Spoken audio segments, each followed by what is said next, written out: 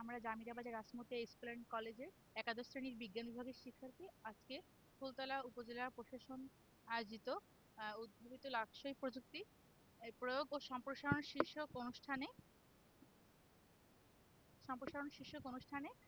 আজকে এই প্রজেক্ট প্রদর্শনী অনুষ্ঠানে আমরা এখানে মোট 5টা প্রজেক্ট উপস্থাপন করেছি। এখানে রয়েছে রিভার ক্লিনার বোর্ড, আর রয়েছে স্মার্ট ডাস্টবিন, আর রয়েছে বাজওয়্যার গেম, এয়ার কুলার এবং আর্থকুয়েক অ্যালার্ম।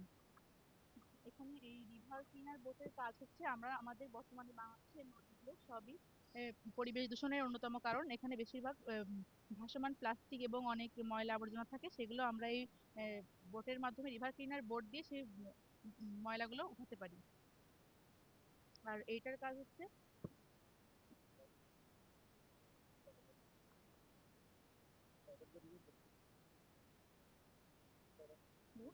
এটা হচ্ছে সেন্সরের মাধ্যমে হাত সামনে দেওয়ার সাথে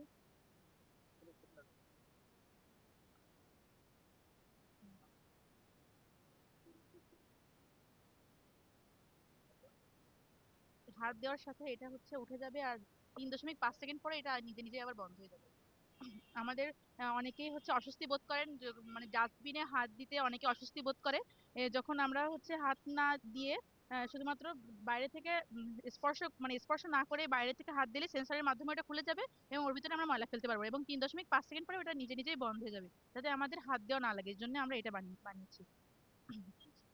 আর এখানে আছে বাজওয়ার গেম। এটা একটা অত্যাধুনিক গেম, যেটা হচ্ছে আমরা এখানে উম, একটা রিং এর মাধ্যমে মানে আমাদের বর্তমান প্রজন্মে শিশুরা বেশিরভাগই মোবাইল আসক্ত থাকে। এখন আমরা মোবাইল আসক্তি না হয়ে ধৈর্য বাড়ানোর জন্য এবং এই গেমটা বাচ্চাদেরকে শেখাতে পারি। এখানে একটা রিং আছে,